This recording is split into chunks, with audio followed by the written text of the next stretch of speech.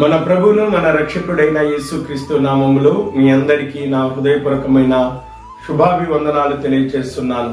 దేవుడు మిమ్మును మీ కుటుంబాలను దీవించి ఆశీర్వదించునుగాక. ఆమేన్. సత్యం హెవెన్ మినిస్ట్రీ ద్వారా ఈ దినం మన అంశము నోవాహు దినములు ఎలా ఉండును, మనిషి కుమారుడు రాకడయు అలా ఉండును.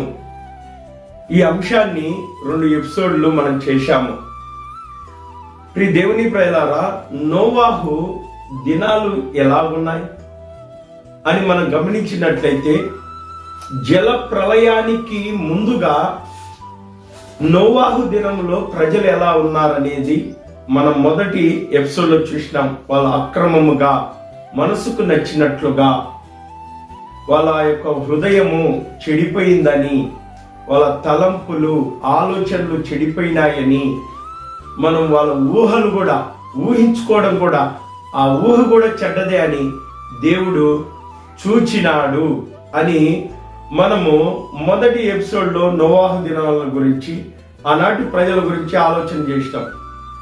అలాగనే ఈనాడు ఇప్పుడున్న ప్రపంచంలో మనం ఆలోచించినట్లయితే అలాంటి మనస్సు, అలాంటి అక్రమము, హృదయం చెడిపోవడము, మరి ప్రపంచమంతటా ఈ యొక్క మొబైల్, ఇంటర్నెట్, ఈ యాప్ల ద్వారా జరుగుతుందని కూడా మనము ఆలోచన చేసినాం. రెండోది ఎపిసోడు అయితే ఆ జల ప్రళయాన్ని నుంచి తప్పించుకున్న వారు ఎవరంటే నోవాహు, తన కుటుంబం ఒకటి. ఎలా తప్పించుకున్నారు అన్న సంగతిని కూడా మనము ఆ యొక్క 2వ ఎపిసోడ్లో చూసినాం. దేవుని కృప పొందిన వాడుగా నోవాహు ఉన్నాడు. ఎందుకు? నిందారహితుడుగా ఉన్నాడు, దేవునితో నడిచినాడు, దేవుని యందు భయభక్తులు కలిగి ఉన్నాడు, దేవుని ఆజ్ఞను, మాటను పాటించేవాడు ఉన్నాడు. అందుకే దేవుడు నోవాహు నువ్వు ఓడ చేసుకో అంటే ఓడ చేశాడు. ఇంచుమించు 100 సంవత్సరాల పైన చేశాడు, ఓడను తయారు చేశాడు. విశ్వాసం, నమ్మకం, అంతవరకు భూమి మీద వర్షం పడలే, కానీ విశ్వాసంతో ఓడను చేశాడు. అది 3 అరలుగా చేయాలన్నాడు, కొలతలు ఇచ్చినాడు. పొడవు ఎంత ఉండాలి, ఎడల్పు ఎంత ఉండాలి, ఎత్తు ఎంత ఉండాలి, ఆ ప్రకారమే పొడవు పెట్టాడు, ఆ ప్రకారమే వెడల్పు పెట్టాడు, ఆ ప్రకారమే ఎత్తు పెట్టాడు. ఇదిగో నోవాహు ఒక తలుపు ఉండాలని ఒకటే తలుపు పెట్టాడు, ఒకటే కిటికీ ఉండాలి, ఒకటే కిటికీ పెట్టాడు. ఇదిగో భూ జంతువులన్నిటినీ నేను రప్పిస్తాను నీ దగ్గరికి, 2 జతలుగా, 7 జతలుగా అవి ఓడలోనికి వెళ్తాయి. కాబట్టి అలాగనే ఓడలోకి వెళ్ళాయి. ఇప్పుడు నోవాహుతో అంటున్నాడు, నోవాహు నీవు నీ కుటుంబము ఓడలోనికి ప్రవేశించండి అని దేవుడు సెలవిస్తున్నాడు. చూడండి, ఆదికాండము 7వ అధ్యాయం 7వ వచనం. అప్పుడు నోవాహు అతనితో కూడా అతని కుమారులు, అతని భార్యయు, అతని కోడలను ఆ ప్రవాహ జలములను తప్పించుకొనుటకై ఆ ఓడలోనికి ప్రవేశించిరి. ప్రియ దేవుని ప్రజలారా, దేవుడు చెప్తున్నాడు, నోవాహు నీవు నీ కుటుంబము ఓడలోనికి వెళ్ళండి, ఎందుకంటే జల ప్రళయం రాబోతుంది, తప్పించుకోండి అంటే దేవుని మాట విన్నాడు. నోవాహు ఓడ చేసేటప్పుడు ప్రజలు వచ్చి అడిగింటారు, ఏం నోవాహు ఎందుకు ఓడ చేస్తున్నావు, ఏందో కొత్తది చేస్తున్నావు, దేనికంటే జల ప్రళయం వస్తుంది అన్నాడు దేవుడు. పిచ్చోడా, వర్షం అనేదే లేదు, ఏమీ లేవు, బాగా ప్రశాంతంగా ఉంది, మంచిగా ఉంది, మంచి పండ్లు తింటున్నాం, జంతువులు ఉన్నాయి, ఆహారంగా తింటున్నాం, బాగుంది అంతా, మన మనసు నచ్చినట్లు స్వతంత్రంగా స్వేచ్ఛగా జీవిస్తున్నాము, ఏదో జలప్రలయం వస్తుంది అంటున్నావు అని నవ్వుకున్నారు, హేళన చేసినారు. ప్రియ దేవుని ప్రజలారా, ఈ దినం క్రైస్తవుడు కూడా చెప్తున్నాడు, ఇదిగో ప్రళయం రాబోతున్నది, ఈ ప్రపంచం మీదికి, ఈ సృష్టి మీదికి రాబోతున్నది ప్రళయం. ఆనాడు జలములతో వచ్చింది ప్రళయము, ఈనాడు అగ్నితో రాబోతున్నది. కాబట్టి ఈ యొక్క ప్రళయము నుండి, ఉగ్రత నుండి తప్పించుకోవడానికి ప్రభువైన యేసుక్రీస్తు నందు మీరు ఉండండి, భద్రపరచబడతారు, మీకు శిక్ష ఉండదు, మీరు రక్షించబడతారు, మీరు మీ కుటుంబాలు రక్షించబడతాయి అని ప్రభువైన యేసుక్రీస్తు నందు విశ్వాసం ఉంచమని నీకు సత్య సువార్త ప్రకటింపబడుతుంది. దేవుని ప్రజలారా, అయితే దేవుని మాట విని విధేయత చూపి దేవుని యందు విశ్వాసం ఉంచిన నోవాహు కుటుంబము, నోవాహు భార్య, 3 కుమారులు 3 కోడళ్ళు, మొత్తం 8 మంది ఓడలోనికి వెళ్ళారు.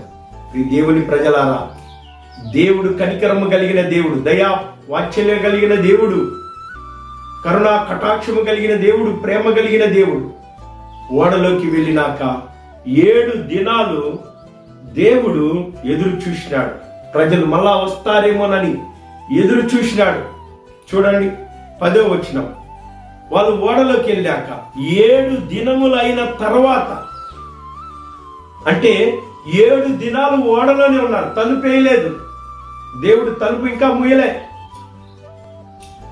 7 దినాలు చూసినాడు. దేవుని ప్రజలను, దేవుని రాకడ ఉంది. ప్రభువైన యేసుక్రీస్తు తన రాకడను గురించి చెబుతూ, నోవాహు దినములు ఎలాగుండెనో మనిషి కుమారుడు రాకడయు అలాగుండును. అంటే ఆయన వస్తాడు, యూదా గోత్ర కొదమ సింహమై రాబోతున్నాడు, తీర్పు తీర్చడానికి రాబోతున్నాడు. దేవుని ప్రజలారా, ఆ తీర్పు నుండి నువ్వు తప్పించుకోవాలంటే, ఆ శిక్ష నుండి నువ్వు తప్పించుకోవాలంటే, ఇదిగో ప్రభువైన యేసుక్రీస్తును యందు విశ్వాసం ఉంచాలి. నువ్వు ఆయన అంగీకరించాలి. నీ పాపమునకు ప్రక్షాళన చేసిన ఆ క్రీస్తు రక్త ప్రోక్షణ కిందికి నువ్వు రావాలి. ఆయన నీకు నిత్య జీవాన్ని ఇస్తాడు. ఆయన వచ్చినప్పుడు మధ్యాకాశానికి ఇదిగో మృతుల పునరుద్ధానం కలుగుతుంది. కడబోర ఊదగానే మృతుల పునరుద్ధానం కలుగుతుంది. పరదేశంలో ఉన్న ఆత్మలు ఇదిగో సమాధులు తెరవబడి మహిమ శరీరాన్ని ధరింపజేసుకొని ఇదిగో రెప్పపాటున ఆ యొక్క పెళ్లి కుమారుని ఎదుర్కోవడానికి ఆ మధ్యాకాశానికి వెళ్తారు. ఈ దేవుని ప్రజలారా, ఆ తర్వాత బ్రతికున్న వాళ్ళు ఈ దేహాన్ని విడిచి మహిమ శరీరము, అక్షయమైన శరీరాన్ని, అది పునర్జన్మ, అది ధరించుకొని, ఆ శరీరం ధరించుకొని రెప్పపాటున ఇదిగో మధ్యాకాశానికి వెళ్తారు. దేవుని ప్రజలారా, అక్కడ ఓడలో 7 సంవత్సరాలు ఎలా అయితే ఉన్నాడో నోవాహు కుటుంబము, అలాగనే సంఘము అనగా దేవుని కుటుంబము, దేవుని కుటుంబమైన ఈ సంఘము, వధువు సంఘము ఎత్తబడి ఇదిగో 7 సంవత్సరాలు ఆయనతో కూడా మధ్యాకాశంలో ఉంటాం. మధ్యాకాశంలో మనం ఉంటాం.